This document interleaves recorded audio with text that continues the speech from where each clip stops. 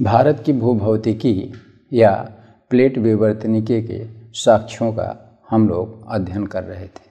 प्रत्येक साक्ष्य अपने में प्रश्न हैं जो यूपीएससी द्वारा पूछे जा सकते हैं या साक्षात्कार के समय।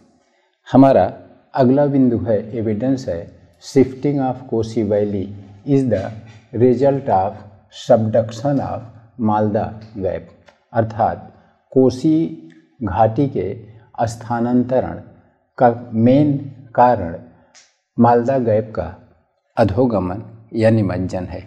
यहाँ पर मालदा गैप के बारे में हम लोग चर्चा कर लिए और इसी के उत्तर पश्चिम में बिहार में कोसी नदी 3 शाखाओं से एवरेस्ट पर्वत से निकलती है, अरुण कोसी, सन कोसी, ताम्र कोसी, और पर्याप्त मात्रा में अवसाद और जल लाकर गंगा में डालती है और उसकी घाटी पश्चिम की तरफ खिसक रही है, जिसके कारण बिहार में तबाही आती है और वहाँ पर बैंक या नदी के तट का अपरदन होता है, उपजाऊ कृषि योग्य भूमि नष्ट हो जाती है और बाढ़ से भी वहाँ जनधन की अपार क्षति होती है। इस कोसी नदी के स्थानांतरण के 2 प्रमुख कारण माने जाते हैं। एक आंतरिक या जियोलॉजिकल या भूभौतिकी और 2 कारण हैं जो कि एक्सोजेनिक या बाह्य हैं। आंतरिक कारण में यदि आप एवरेस्ट पर्वत और मालदा गैप और अंडमान निकोबार पर एक छड़ी रखें, एक लाइन बनाएं, तो निश्चित रूप से यह भूकंपीय दृष्टि से, विवर्तनिकी दृष्टि से एक संवेदनशील पेटी होगी, जिसके साक्ष्य बारन ज्वालामुखी द्वीप, मालदा गैप का नीचे बैठना और एवरेस्ट के आसपास भूकंप का आना है। और यदि धरती धंसेगी तो निश्चित रूप से जिस तरफ धंसाव होगा उस तरफ कोई नदी अपने किनारे को काटेगी। ये रहा कोसी के खिसकने का भूभौतिकी कारण। लेकिन इसके 2 स्पष्ट बाह्य कारण भी हैं, जैसे नंबर 1, कोसी में अवसाद की मात्रा अत्यधिक होती है क्योंकि इसकी सभी सहायक नदियां एवरेस्ट, जो नवीनतम मोड़दार पर्वत है, के क्षेत्र को काटकर अधिक मात्रा में अवसाद लाती हैं जो गंगा में जमा करती हैं, और यहाँ पर वर्षा की भी मात्रा अपेक्षाकृत अधिक है पश्चिम के। और कोसी नदी गंगा में जब अवसादन करती है तो निश्चित रूप से गंगा की घाटी भी अवसादित हो रही है, उथली हो रही है। इसलिए कोसी की घाटी से कहीं कहीं पर गंगा की घाटी अधिक उथली हो गई है, जिसके फलस्वरूप कोसी को अपना रास्ता बदलना पड़ता है। इस प्रकार यहाँ पर ये 2 बाह्य कारण हैं और एक आंतरिक भूभौतिकी कारण है, जिनका उल्लेख आप इस बिंदु में करेंगे कि कोसी अपना रास्ता क्यों बदल रही है। अगला बिंदु है प्रोग्रेडेशन ऑफ गंगा डेल्टा। इसकी हम लोग एक बार चर्चा कर चुके हैं कि ये गंगा का डेल्टा लगातार आगे बढ़ रहा है, जिसका कारण है कि यह विश्व का सबसे लंबा, सबसे गहरा, सबसे एक्टिव डेल्टा है। इसके कारण भी हैं, इसके परिणाम भी हैं। कारणों में हम लोग भूभौतिकी में सीखे थे कि इंडो ब्रह्म नदी जब दक्षिण की तरफ मुड़ी तो उसने अधिक मात्रा में लाए गए अवसाद को छोटा नागपुर पठार और मेघालय पठार के बीच के पठारी भाग पर जमा किया, जिसके फलस्वरूप यह भाग लचक गया और पहले समुद्र यहाँ की बजाय उत्तर की तरफ था। डेल्टा अपेक्षाकृत उत्तर था, लेकिन आज वह पुराना जरोड़ हो गया है और वहाँ पर मोरीबंद डेल्टा है। लेकिन और आगे जाने पर डेल्टा इमेच्योर है, फिर आगे जाने पर मैच्योर या परिपक्व डेल्टा है और एकदम समुद्र के किनारे पर डेल्टा एक्टिव या सक्रिय है। और आज डेल्टा आगे की तरफ समुद्र में बढ़ता और आधिपत्य करता चला जा रहा है। क्यों? इसका एक कारण टेक्टोनिक है, विवर्तनिकी है, और दूसरा कारण वाय है, अर्थात जलीय प्रक्रम का सक्रिय होना और अत्यधिक मात्रा में अवसाद का लाकर समुद्र के किनारे जमा करना। इसको डेल्टा का प्रोग्रेडेशन या अग्रगमन कहा जाता है। फिर एक बिंदु है जो आपसे पूछा जा सकता है, भूभौतिकी से ही संबंधित है। 1700 feet deep fresh water lake along Shivalik according to ONGC oil and natural gas commission की एक रिपोर्ट के अनुसार शिवालिक पर्वत में खुदाई के पश्चात 1700 फीट की गहराई पर फ्रेश वाटर लेक, मीठे जल की झील या स्रोत मिले हैं। ONGC ने क्यों शिवालिक में खुदाई किया? क्योंकि उसको आशंका थी कि गैस और पेट्रोलियम अवसादी चट्टानों में ही मिलता है और ग्रेटर, मिडिल तथा शिवालिक अवसादी चट्टानों के बने हैं। उन्होंने क्यों शिवालिक में ही किया? उनको मिडिल और ग्रेटर में करना चाहिए था। शिवालिक सबसे छोटा है, इसमें ड्रिल करना आसान था। चले थे गैस और पेट्रोलियम की तलाश में, मिल गया जल। प्रश्न उठता है कि यहाँ जल कैसे आ गया? इसके लिए आपको इसको भूभौतिकी के आधार पर व्याख्या करना पड़ेगा, जिसमें आपको बताना होगा कि आज जहाँ पर शिवालिक पर्वत है वहाँ पर पहले एक शिवालिक नदी बहती थी, पर्वत नहीं था। शिवालिक नदी पूरब से पश्चिम बह रही थी और अवसाद भी जमा कर रही थी। यह शिवालिक की घाटी मिडिल हिमालय के दक्षिण में स्थित थी और टिथीस भूसन्नति का यह दक्षिणतम किनारा था। यह शिवालिक कौन थी? यह थी चीन की सांपो नदी, जो अरुणाचल प्रदेश से कोरबा गार्ज बनाती हुई असम में आकर और पूरब से पश्चिम प्रवाहित हो रही थी। क्यों पूरब से पश्चिम? क्योंकि तब भारतीय प्लेट की बाईं सींग अर्थात अरावली तिब्बत के द्रास से टकराया नहीं था और उठा भी नहीं था। यह अरावली इसके आसपास दिल्ली का भाग आज की अपेक्षा नीचा था। फलस्वरूप ब्रह्मपुत्र नदी का जल पूरब से पश्चिम, जहां आज शिवालिक पर्वत है, उसी के सहारे पश्चिम बह रहा था और वह पश्चिम जाकर सिंधु नदी से मिलकर और वह जा रहा था अरब सागर में। इसलिए इसका नामकरण हुआ इंडो ब्रह्म। इंडो ब्रह्म नदी का अर्थ हुआ इंडस, सिंधु नदी, और उसमें आके मिल रही है ब्रह्मपुत्र नदी, और दोनों पूरब से पश्चिम मलवा जल अरब सागर में डाल रही थी। और ये जो इंडो ब्रह्म नदी की प्राचीन घाटी या शिवालिक नदी की घाटी में अवसादन हो रहा था, उसकी तलहटी लचक रही थी। लेकिन इतने में ही भारतीय प्लेट उत्तर की तरफ बढ़ी। क्यों? वह तो पहले से ही बढ़ रही थी और पहले दबाव के फलस्वरूप टिथीस भूसन्नत से ही ग्रेटर हिमालय निकल चुका था और दूसरे दबाव के फलस्वरूप मिडिल हिमालय भी निकल चुका था। ग्रेटर हिमालय इतना ऊंचा हो गया था कि उस पर गंगोत्री, यमुनोत्री ग्लेशियर अस्तित्व में आ चुके थे और उन दोनों ग्लेशियर से निकला हुआ जल दक्षिण की तरफ आकर पश्चिम में मुड़ जाता था और पश्चिम में इस शिवालिक नदी के जल से वह मिल जाता था।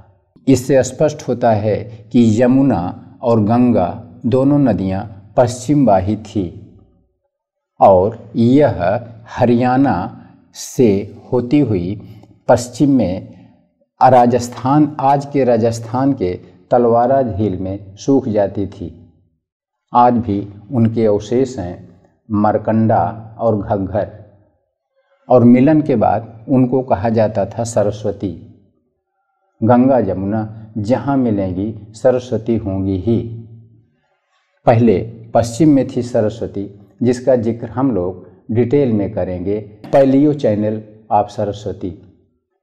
लेकिन आज गंगा जमुना का मिलन पूरब की तरफ प्रयागराज में हो रहा है। क्यों?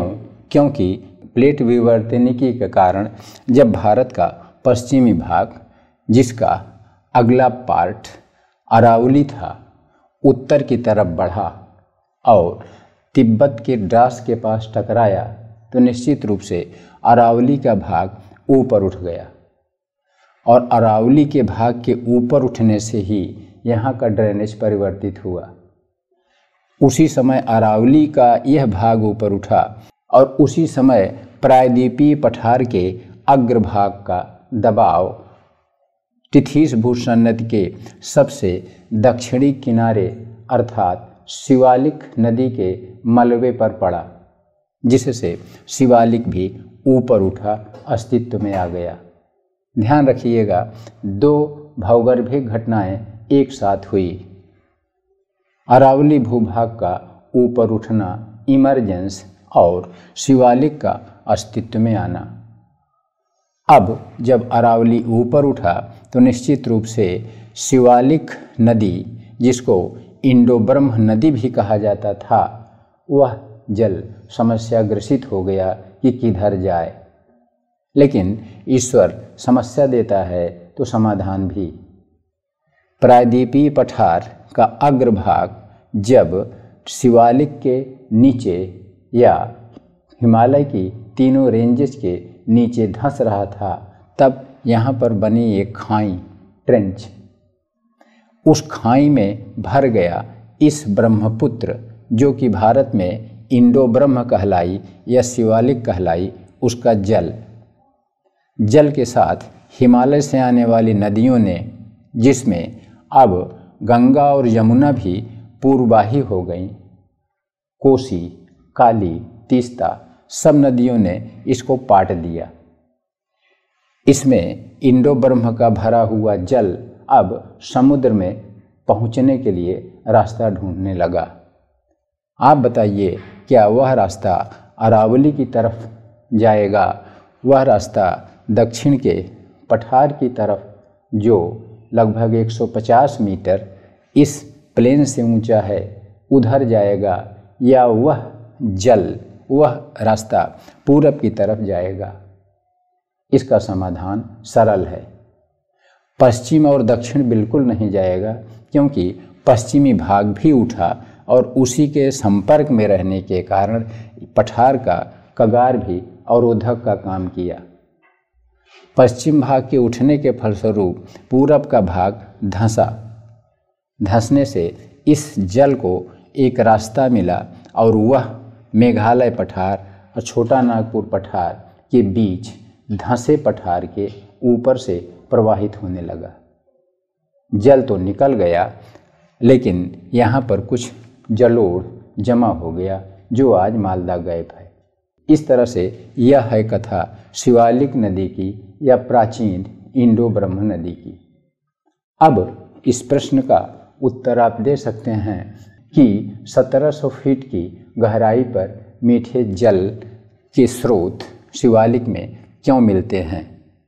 क्योंकि शिवालिक नदी जहाँ पहले थी, वहाँ पर भूमिगत संस्तरों में, बालू के संस्तरों में जल मिलता था।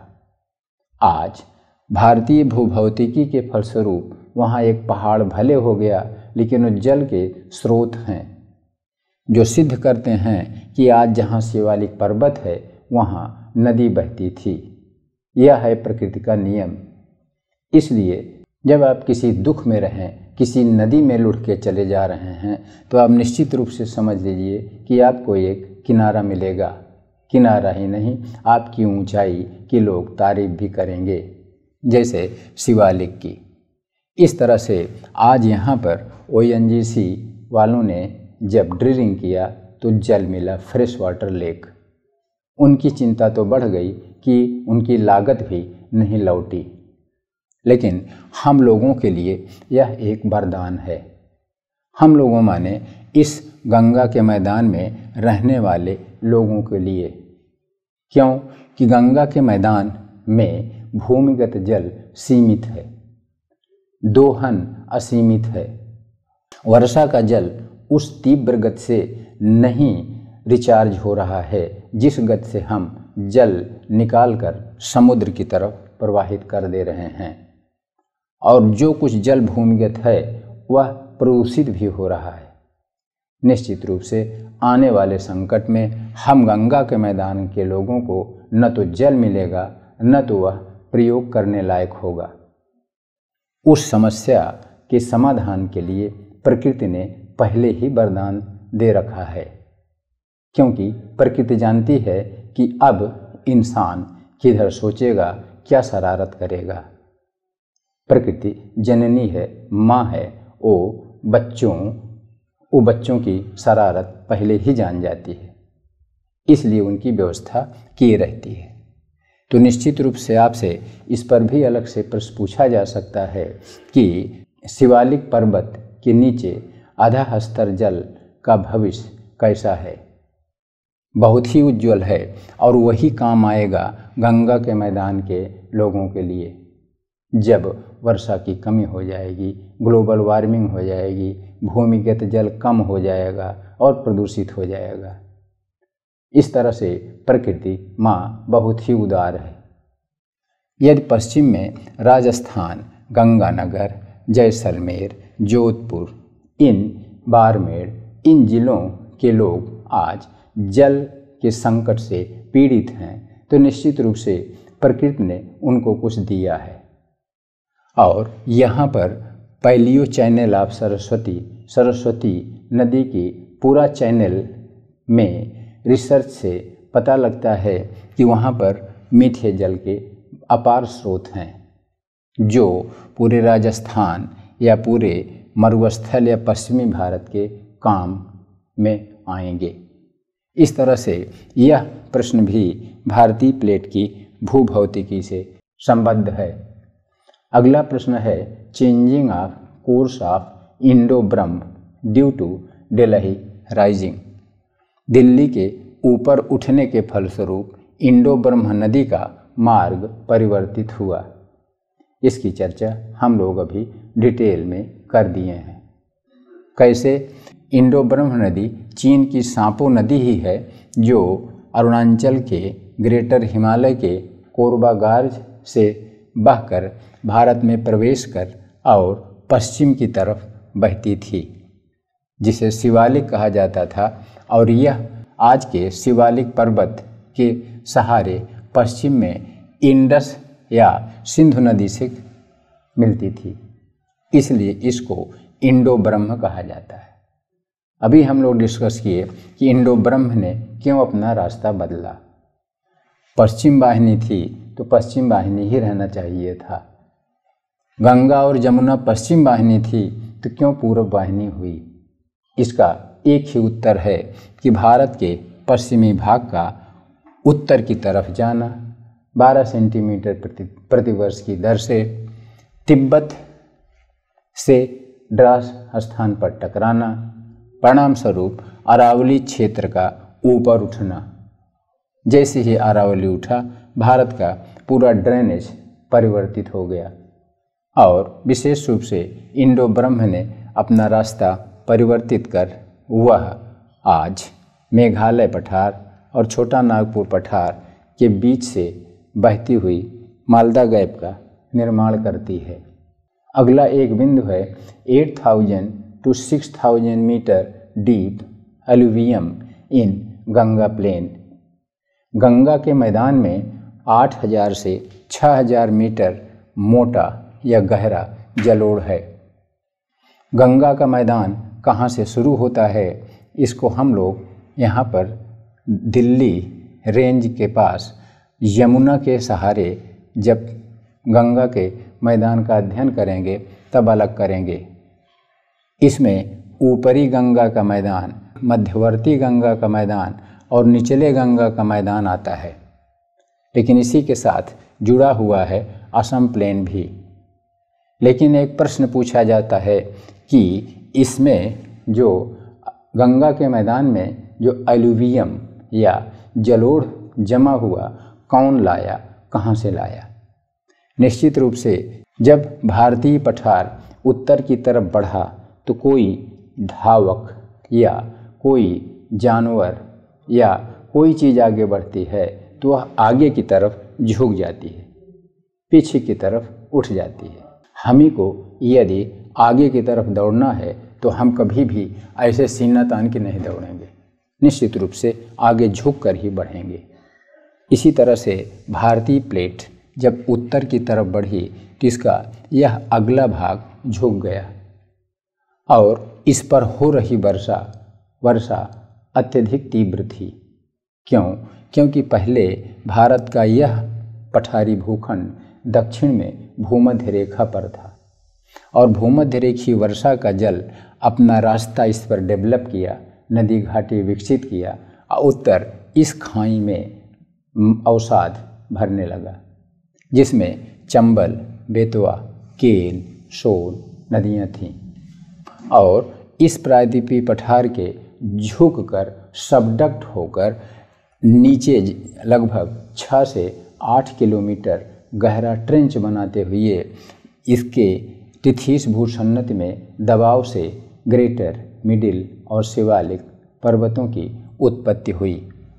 शिवालिक और मिडिल पर वर्षा के जल और ग्रेटर हिमालय के ग्लेशियर के जल से दक्षिण की तरफ प्रवाह हुआ और विभिन्न नदियों ने हिमालय की इस अवसादी मुलायम चट्टान को काटकर इस खाई में अवसाद जमा किया। परिणाम स्वरूप आज गंगा के मैदान में अवसाद की मोटाई 6 से 8 किलोमीटर है। इसको एरोमैग्नेटिक सर्वे से सिद्ध किया जा चुका है, जिसमें चट्टानों की मोटाई का मापन किया जाता है। अब एक प्रश्न आपसे पूछा जा सकता है कि यदि प्रायद्वीपीय पठार के उत्तरी कगार से आप उत्तर की तरफ जाते हैं तो अवसाद सेडिमेंट की मोटाई, थिकनेस बढ़ेगी या घटेगी। उत्तर सरल और सहज है, बढ़ेगी। क्यों बढ़ेगी? उसका एक्सप्लेनेशन है कि प्रायद्वीपीय पठार उत्तर जाते समय उत्तर की तरफ झुक गया और इसका उत्तरी किनारा टिथीस भूसन्नत की तलहटी तक पहुंच गया, लगभग 8 किलोमीटर गहराई तक। 8 किलोमीटर का मतलब हुआ कि एवरेस्ट भी वहाँ 8 किलोमीटर होता है और पर्वतों के पास भी जड़ें होती हैं। जो वृक्ष जितना ऊंचा होगा उसकी जड़ अनुमानतः उतनी ही ज़्यादा गहरी होगी। इस तरह से दक्षिण से उत्तर जाने पर अवसाद की मोटाई बढ़ती है। यदि इस पठार के कगार पर जाएं तो अवसाद की मोटाई कुछ सेंटीमीटर या कुछ फीट में होगी, लेकिन यह उत्तर जाने पर लगातार बढ़ती जाती है। इसका आकलन आप प्रयागराज में जसरा स्टेशन और दोआब तथा गंगा पार में ही डेटा के आधार पर कर सकते हैं। फिर आपसे यूपीएससी पूछ सकता है कि गंगा के मैदान में पश्चिम से पूरब जाने पर अवसाद की मोटाई बढ़ेगी या घटेगी या समान रहेगी। इसका भी उत्तर सहज और सरल है, बढ़ेगी। क्यों बढ़ेगी? क्योंकि भारतीय प्लेट जब उत्तर जाने के बाद तिब्बत से टकराई तब यह पूरब की तरफ धंसने लगी और पूरब की तरफ जब धंसी तो इस पर नदियों ने पर्याप्त मात्रा में अवसाद जमा किया और संयोग की बात है कि पूरे गंगा के मैदान और पूरे असम मैदान की सभी नदियां पूर्वी भाग या वेस्ट बंगाल और बांग्लादेश में सेडिमेंटेशन की। इसलिए पूरब की तरफ कोसी नदी के आसपास 8000 मीटर मोटा अवसाद है और पश्चिम जाने पर दिल्ली के पास अवसाद की मोटाई कुछ सेंटीमीटर में हो जाती है। क्योंकि अरावली रीजन में अवसादीकरण नहीं है, बल्कि नग्न चट्टानें दिखती हैं, जिसका एक दृश्य आप JNU में जाकर देख सकते हैं कि किस प्रकार से आर्केयन युगीन, धारवाड़ियन युगीन अरावली की चट्टानें हैं। अगला बिंदु हमारा है कि magnetic declination of all the places of India is changing. Bharat के सभी स्थानों का चुंबकीय झुकाव परिवर्तित हो रहा है। इसका एक उदाहरण है कि magnetic variation of Allahabad today Prayagraj in 1970 from true north was about ½ degree west in toposheet number 63G/10, which is decreasing by about 1 minute per year। अर्थात मैग्नेटिक नॉर्थ चुंबकीय उत्तर, भारत के सभी स्थानों का चुंबकीय उत्तर निकाला जाता है और उनके चुंबकीय उत्तर में अंतर होता है।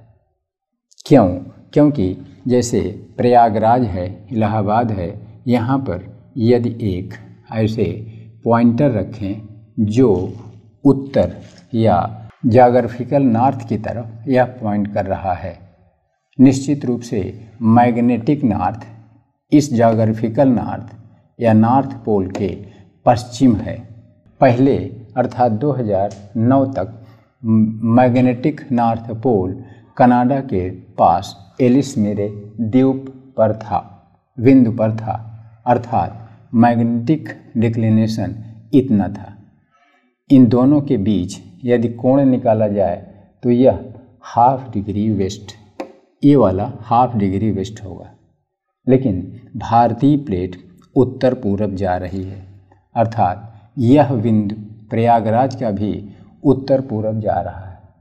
अर्थात उत्तर पूरब खिसकने से ज्योग्राफिकल नॉर्थ पोल इस तरह से ऐसे होता जाएगा और उस पर यदि मैग्नेटिक नॉर्थ पोल रखें तो दोनों एक दूसरे पर अध्यारोपित हो जाएंगे और निश्चित रूप से मैग्नेटिक डिक्लिनेशन 0 हो जाएगा। लेकिन यदि पुनः यह आगे जाएगा तो मैग्नेटिक डिक्लिनेशन पूरब की तरफ हो जाएगा, परिवर्तित हो जाएगा। इस तरह से यह मैग्नेटिक डिक्लिनेशन का सर्वेक्षण है जो भारतीय सर्वेक्षण विभाग द्वारा प्रकाशित टोपोशीट नंबर 63 G/10 में इंगित है। लेकिन वह आज परिवर्तित हो रहा है, डिक्रीज कर रहा है 1 मिनट प्रति वर्ष की दर से। एक वर्ष में 1 मिनट तो निश्चित रूप से 1970 के बाद 30 वर्ष से तो ज़्यादा हो गए। 30 मिनट अर्थात ½ डिग्री वह अब बदल गया है। अर्थात आज के कई साल पहले इलाहाबाद का, प्रयागराज का मैग्नेटिक डिक्लिनेशन 0 हो गया होगा, लेकिन अब वह पूरब की तरफ जा रहा है ज्योग्राफिकल नॉर्थ पोल से। तो इस तरह से मैग्नेटिक डिक्लिनेशन या चुंबकीय नति की चर्चा हम लोग एस्ट्रोनॉमी में डिटेल में किए थे, लेकिन उसका एप्लीकेशन हम आज देख रहे हैं और geophysical survey of India Bangalore भी इस चीज़ को प्रमाणित करता है कि भारतीय प्लेट अब उत्तर न जाकर उत्तर पूरब गतिशील है और इसका साक्ष्य मैग्नेटिक डिक्लिनेशन में परिवर्तन है।